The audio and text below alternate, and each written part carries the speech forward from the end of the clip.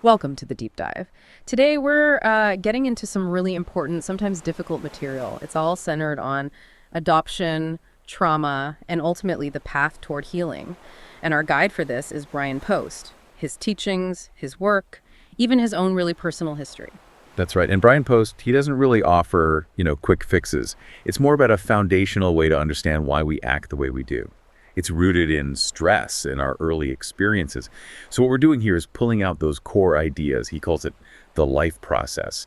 And honestly, it's vital stuff, not just for families who adopted, but really for anyone who wants to understand themselves better, get more self-regulation, and build deeper connections. Yeah, and what strikes you right away is how much he emphasizes looking inward first. Like healing for a child, according to Post, has to start with the caregiver. You have to know your own origin story, be self-aware. He really positions personal development as step one. You basically can't help someone else heal if you're not doing your own work. Exactly. It comes down to integrity, really. If you're avoiding your own stress, your own the good parts, the tough parts, all of it, then you're kind of compromising your ability to genuinely be there for someone else's pain. It's this commitment to always be learning about yourself, growing internally. That's what he sees as the mark of, well, effective therapy or parenting. Okay, so let's get into the absolute core of his thinking, the stress model.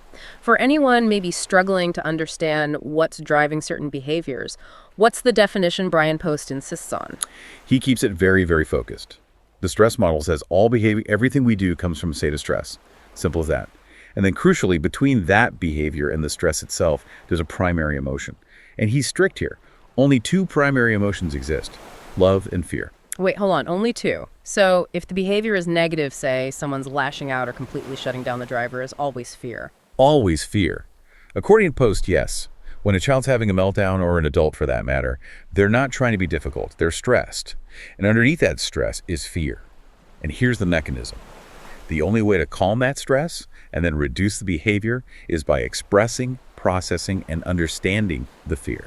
Not judging it, not squashing it, but understanding it. That really reframes things, doesn't it? Behavior isn't just defiance or manipulation. It's a signal. Fear trying to get out, maybe without the right words.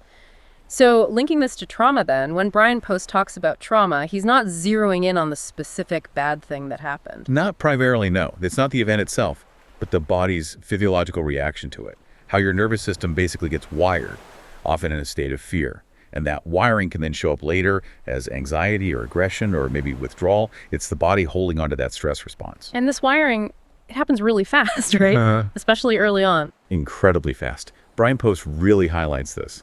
He says the blueprint for how we relate to others is largely set down between conception and about age 5. Think about this.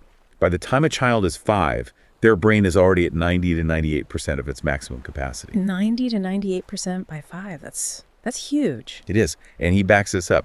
He references Dr. Nadine Burke-Harris's work, confirming that in the first year of life alone, the brain is forming 1 million neural connections, every single. Yeah. Second, when you grasp that speed, you see how massive the impact of that very early environment is.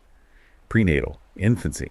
If it's stressful or unstable, that instability gets wired right in. Sure, the more sophisticated parts, like the prefrontal cortex for logic and planning, they keep developing into your early 20s.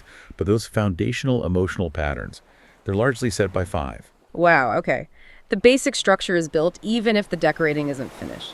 That leads us perfectly into how Bryan Post illustrates all this. He uses his own life story. It really lays bare the adoption triad and how trauma isn't just personal, it can be multi-generational.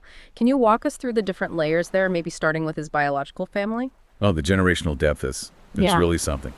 So his biological mother, she experienced profound trauma as a child, unspeakable, really. She witnessed her own mother being murdered by her father. She was only 9 years old.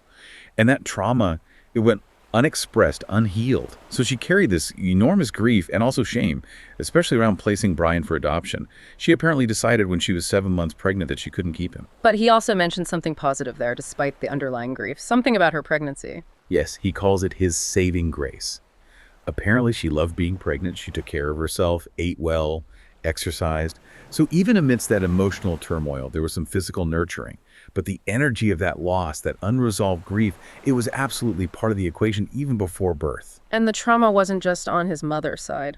No. His biological father had his own significant early trauma too. When he was 15, his own father fell 7 stories and died. Bryan Post is very clear, all these elements, even the unconscious ones, they contribute to the story he inherited, the sort of baseline stress level he was born with. Right. And then he enters his adoptive family, and there he encounters a different kind of trauma. Not necessarily neglect, but emotional absence, even though they provided for him physically. Exactly. His adoptive parents were, as he puts it, hyper-responsible. They worked incredibly hard, provided stability, all the material things, but emotionally, they were quite disconnected. And this wasn't because they didn't care. It stemmed from their own unresolved trauma, specifically what Post calls parentification trauma. Okay, parentification trauma. Can you quickly explain what that means for listeners who might not know? Sure. Parentification is basically when a child gets put in the role of the adult, the caregiver, or the emotional support system for their own parent. It flips the natural dynamic. In his adoptive family's case, his adoptive mother saw her father die suddenly of a heart attack right in front of her, forced her into an adult role very young, and his adoptive father carried severe PTSD from his time in Vietnam.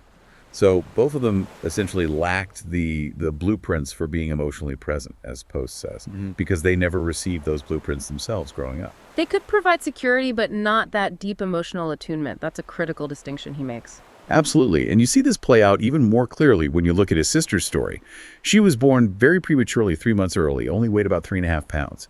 She spent her first 3 months of life in the 70s, isolated in one of those cold metal incubators. Just intense early physical stress.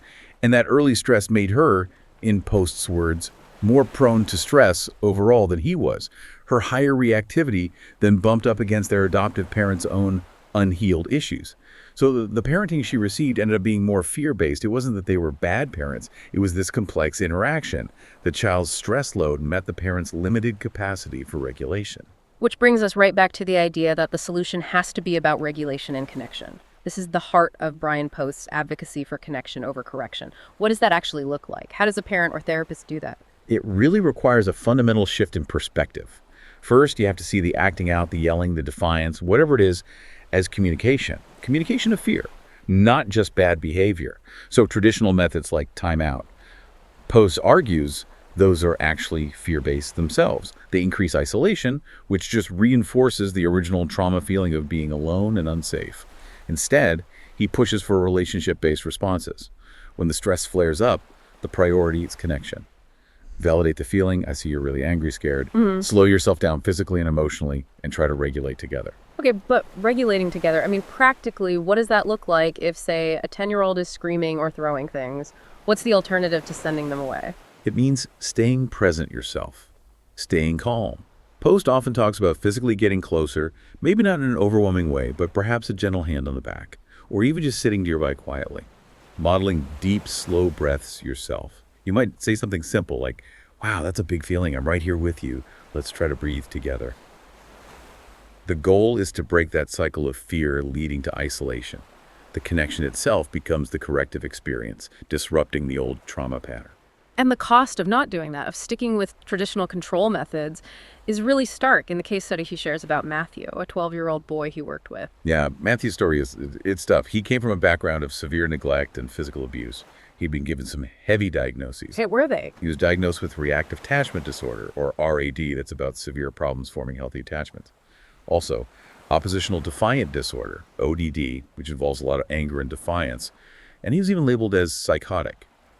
But his experience in the traditional care system before Post got involved was, well, Post called it insane practices. Insane practices? What did that involve? Matthew had spent 2 full years in a residential treatment center. The cost was around $200,000. He was put on 5 different psychotropic medications. And because the system was so focused on control, so fear-based, get this, he was only allowed to go outside 5 times in those entire 2 years, basically confined. They were medicating and isolating the behavior, just managing symptoms, not getting anywhere near the root cause, the underlying trauma and fear. But then Bryan Post comes in, and in just 6 weeks, the outcome is completely different. Completely. After 6 weeks, and this involved about 50 hours of direct therapy with Matthew, but just as importantly, 50 hours of intensive coaching with his mother, Matthew, was able to go home. and he went home with no medication. The diagnosis changed dramatically, too. It shifted to PTSD and developmental deficits. The original labels, Post argues, were essentially just names for the system's own failure to connect and regulate. Which ties directly into this concept he uses a lot, the scapegoat phenomenon. How does that explain why these traditional methods often fail so badly? Scapegoating. Yeah. It's an ancient idea, right? Putting all the blame or burden onto one individual to sort of cleanse the group. In a family or a therapeutic context, Post says the child often becomes the scapegoat. All the system's dysfunction, all the unresolved stress and pain of the adult involved gets unconsciously projected onto the child. He believes this happens frequently in mental health because, frankly, many professionals haven't done enough of their own self-awareness work. They carry their own unhealed stuff, their own shame. So when a child's behavior mirrors that inner instability, the adult therapist or parent can't handle it. They can't hold it. So, Matthew's isolation and heavy medication. It wasn't just a clinical choice. It was, in a way, the institution unconsciously saying, this kid's stress is too much for us. We can't regulate it, so we have to contain him. That's exactly Post's interpretation. The child becomes the designated problem, the repository for all the system's unmanaged stress.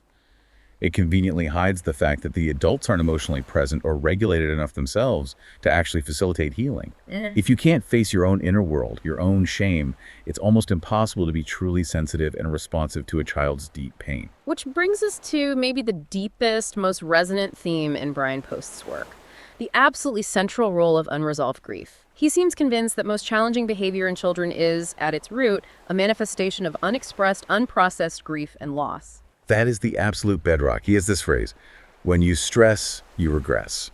Meaning when current stress hits us, we tend to emotionally revert back to an earlier developmental stage where we felt similarly overwhelmed or unsafe.